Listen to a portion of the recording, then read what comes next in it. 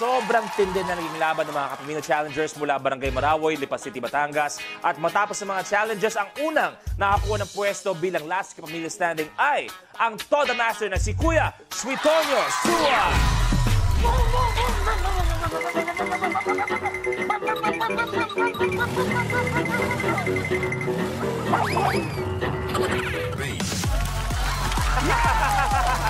Kuya Suitonio, welcome sa Minute to Win It! Isang kasama dyan. Okay, nung umalis na kami, anong ginawa niyo? Nag-celebrate ba kayo? Lahat ba ng tropa? Pumunta sa bahay? Uminom kayo? Bumari kayo? Ano? Actually po kasi kasama ko yung mga bata po noon. Yung napanalunan ko, napunta kagad sa kanila. Pero pinakamaganda, sabi nga niya, yung napanalunan, napunta agad-agad sa mga bata. Pero hindi pa dito nagtatapos ang laro ni Kuya Tonyo dahil pwede pa maglaro for 1 million pesos. Kuya Tonyo, sponsor ka na muna sa ating winners. Kaya naman, eto na. Kilalanin natin ang bagong batch of players ngayong linggo na magtatapatan para sa titulong Last Man Standing. Unang challenger, nagmahal, nasakta, nagdasal. Ngayon, punong-puno na pag-ibig ang kanyang buhay. Please welcome our Kapamilya studio player, Joanne Saulon. Hi, Joanne. Eto, susunod, nakilala bilang si Oliver Cortez sa Ngayon at Kailanman. At siya rin ang 50th Guillermo Mendoza Box Office Awards Most Promising Male Star for Television. We have hashtag Jameson Blake. Hi, bro. Good afternoon.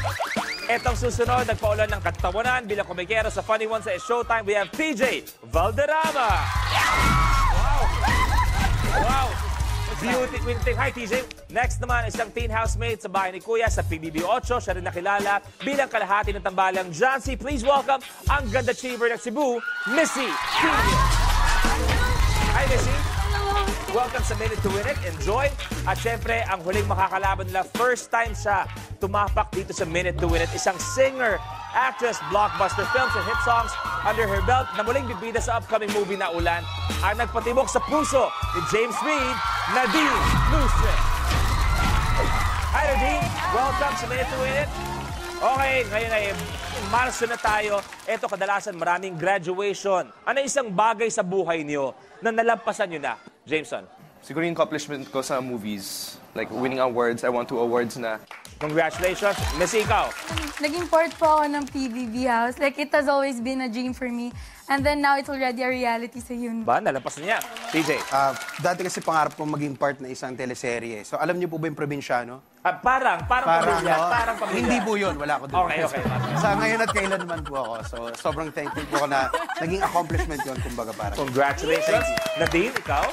Sa akin, syempre, yung Ulan, yung biggest achievement ko for the month of March. Kasi yun naman talaga is passion project ni Direk Irene. So, I'm really happy na finally lalabas na siya after a long time. Well, congratulations sa inyo lahat.